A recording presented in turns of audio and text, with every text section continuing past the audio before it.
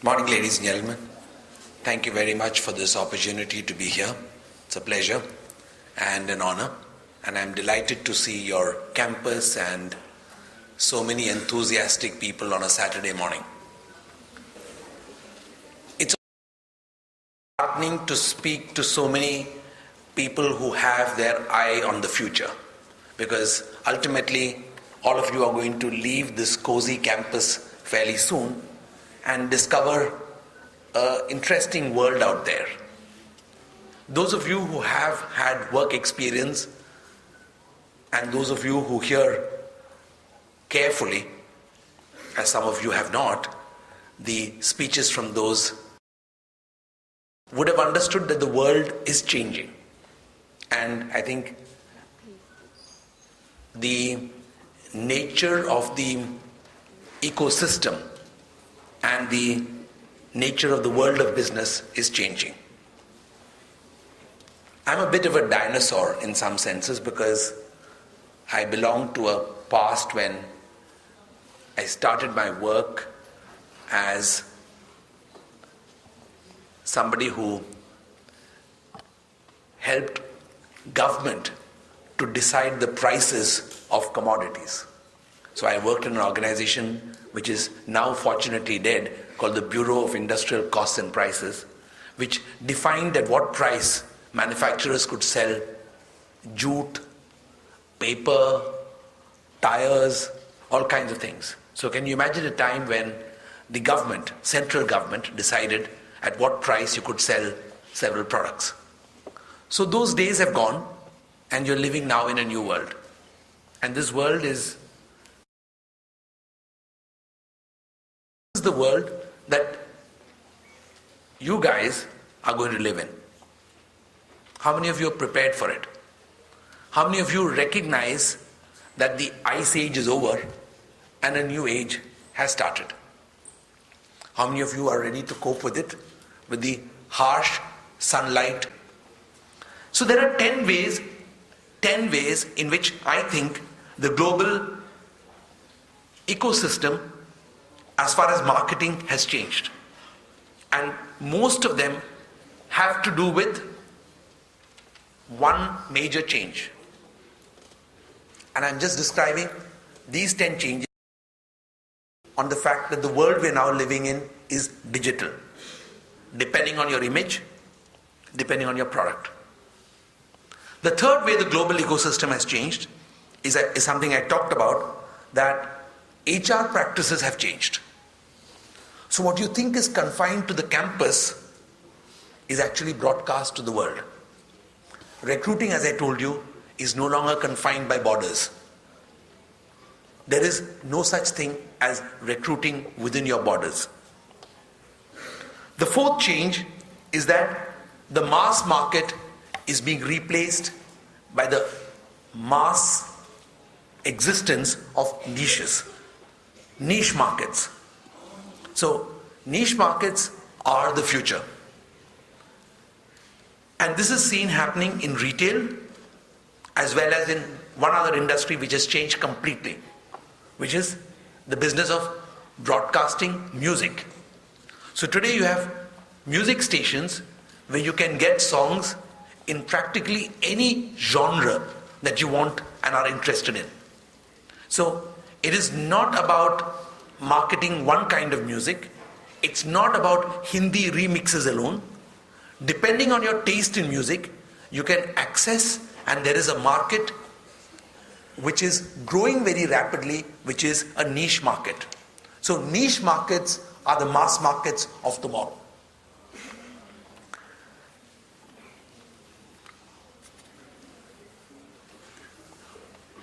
The fifth thing is to remember that marketing is about managing the talk around you.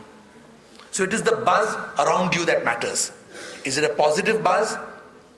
Is it a must-try buzz? Or is it a must-buy buzz? And what's the worst? Don't touch this buzz. Don't go there buzz, right? So if you look at how people go to restaurants today, if you live in a large city, you would only go to a restaurant after you've logged into Zomato. Correct? So you don't go to a restaurant till you've tried Zomato. And even restaurants are a dying business.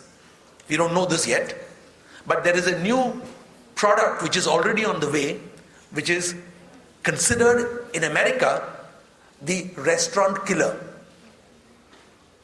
So you can't believe this at this moment, and it doesn't have to do with digital printing, but it has to do with killing the way currently restaurants are organized. So think about it, and if you remind me at the end of the talk, I will tell you what that application is. Okay? It's not available in India yet, but take a look at it and try and understand what it's going to do. It's going to change the way restaurants exist.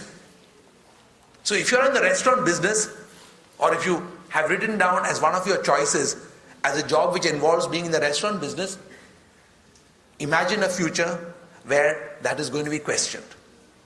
Maybe it's not going to be questioned in Bhubaneswar for the next 3 years or 5 years, but believe me, the change is coming. So that's what the world is like. So it doesn't matter if you are in the product business or in the real estate business, it's all changing. So conversations have their socio-cultural context. Now this is something that we forget in this age of mass universalization. We think everything is going to become equal. So you think that the 64 tribals groups of Orissa are going to be part of the mainstream. Welcome to the real world. In the world of the future, each of these identities is actually going to get enhanced. It's not going to get swallowed up in one mainstream. And that's what you got to work towards. So if you recognize that and work towards your own cultural identity, then you're smarter. Because that identity is no longer a niche. It has a global reach. That there are very few secrets. Except for Coca-Cola, a company which I worked with for a long time, most companies don't have very many things by way of product secrets. If you look at the clones for most pharmaceuticals, you can see that generic drugs are threatening the branding of existing pharmaceutical products. Generic soaps are going to devastate the soap industry. And then there is more change coming. These brands have to spend more effort keeping their market share. They have to make more effort to make sure that they retain customer loyalty, and then a new product comes which makes you question, is this the product I really want? And the buzz begins to build around a new product. And you haven't prepared yourself for the buzz slowly dying down from your product. So if you want to look at KIIT and its own management faculty or its management placement, you've got to understand what is the change from 5 years ago. How many people are coming to the campus? How much recruitment is taking place? What proportion are being recruited on day one? You've got to understand when the buzz is on the way up and when the buzz is on the way down. And when it's on the way down, you have to do something to kick it back way up. And that's in your hands, not in the hands of your teachers, not in the hands of just those who manage the academics, not in the hands of the placement office. Buzz is in the hands of the students. They're the customers. And it's in the hands of the recruiters. So, it's no longer, as I said, a world where secrets can be kept. And as I said, except for some pharmaceuticals and Coke's secret formula, most formulas are out in the public domain. If you go to the net, you can even learn how to make a nuclear bomb. Right? You know that. Or you don't know that. Better you don't know that. Anyway. So if there is a gulag somewhere, you will find it on Google. So nothing can be hidden. And therefore, the other change that is happening is that it is no longer possible to command a premium or profit merely by controlling access to information, or in the world of 3D printing, to goods. So you can't command a premium merely because you own the production of that good. And e-commerce will make sure that every customer gets access to a product that is closest to you, that is cheaper than you, and sometimes is better than you. Closer, cheaper, and better. And you know the characteristics of the Indian customer. There's only one factor that determines everything, right? And what is that one factor? Price. The eighth thing that's going to change is that collaborating with customers is the key. You have to make what the customer is talking to you about. You have to make it in the color that the customer wants. So, collaboration with the customer. What was it in the earlier days? Collaboration with your suppliers. Collaboration with your distributors. Those were part of the business ecosystem. But a new character has jumped into this business ecosystem, and that character is called customer preference. It's not confined to marketing. It defines the way you finance, the way you distribute, the price at which you distribute, and the time at which you sell. Okay? So companies are no longer satisfied with the way things can be sold. They have to listen to what the customer is asking for. And that's the big change that's also going on. And to be a large company tomorrow, the ninth thing is that you don't need to be a company that makes anything. And we already heard about that, about ITC, for example, selling soaps which they don't make. So companies can actually become from producers into platforms. So this is a huge conversion from changing from being a platform. The platform can be something on which you manufacture, something on which you merely have a price auction. So there are all kinds of platforms, and you become a larger and larger corporation. A corporation which is based on this whole business of customers getting together to purchase. What is an example of that? Where it's only a platform, it doesn't produce anything. Example? Online shopping, kind of, but it at least produces it's a platform, but there's one company which only is a platform. No, Groupon. Okay? Where customers just get together and bid for an item which is based on somebody else. And then they can get a better price because there's a power of customers getting together. Okay? So, you don't need to be a manufacturing company to be employed by them tomorrow. You can be one of these companies, you can be a platform.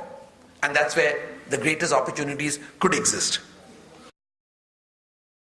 What I'm talking about is transparency. You can't hide how much pollution you're doing. You can't hide how many environmental clearances you flouted. You can't hide how many employees are unhappy. You can't hide how many students haven't woken up on time for class. You can't hide anything. Everything is in open source, open domain. So these are the 10 changes that I wanted to talk about. And these 10 changes ensure that the world that you're going to live in is going to be a completely different world tomorrow. The ecosystem has changed. Manufacturing processes are going to change. Customers are going to be differently empowered. They will talk in the language they want, not in the language of your ad. Day after tomorrow, you don't need advertising agencies. You don't need PR agencies either.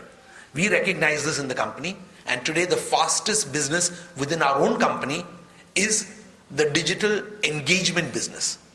It's not digital marketing. It's not digital PR. It's helping companies to translate their style of engagement into the engagement style of their customers. So if you are the customer and you choose to engage on, any platform you choose, we have to listen to you and we have to tell the companies, this is where your customers are going. If the customer is going there, the company has to be there. You have to put your company's flag right there, and there's no choice.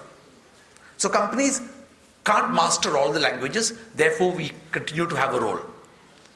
Advertising. What is the best product advertising that today exists? A great endorsement of product use which goes viral on YouTube. Correct? So you can be a great car company, and if a customer puts up a video of her driving that car on a freeway at a high speed, that is more impressive than any ad shot by a Prahlad Kakkar or scripted by a Prasun Joshi, because that is real. You believe that, right? And because you believe it, you share it. And because you share it, others get to see it. And because others get to see it, they have a chance to buy the product. So the ecosystem, in a sense, is the same old ecosystem that we always used to have, where mama went to the market, bought a product, used it at home, got enough thumbs up from the family, told the neighbor, who went and brought the same product. And then the village shop or the small city shop got extra demand and then gave a product order to the distributor. And the distributor gave an order back to the manufacturer. All that has been compressed now. The information is instantaneous. So I'm a student from MBA first year. So we have been given the impression right since childhood that we are moving towards a more egalitarian society, be it technologically, socially or spiritually. So you were the first one who said that we are moving towards a future where our cultural identities are enhanced rather than a more homogeneous identity. So I have two questions regarding it. Whether is it a trend that is following marketing strategies or the marketing strategies following cultural trends? Second question, is it in the best interest of society that such a thing happen? Yes. Answer to both questions is yes. I think it's a better society which recognizes that people are different. That's one. So the range of, forget food options and travel options, the range of spiritual options available today are amazing. So everything is finding expression. And you will gravitate towards that which finds expression. Correct? The place and the space for expression is higher. So people can find the things that express themselves better. Are niches better? I'm a believer that niche is better. Are cultural identity is important? I think it is important. Do dead languages matter? I think they do matter. So I think that if, in my vision, if the world is less homogeneous, it is better. If the world is more peaceful and homogeneous, that is ideal. But initially there will be conflict. Just as those who misunderstand that all the rules that we are having now, like RTI and sexual harassment in the workplace, are actually disrupting society, are only seeing the start. But you'll end up in a world which is more different, not homogeneous, but more acceptable. Thank you. Thank you very much.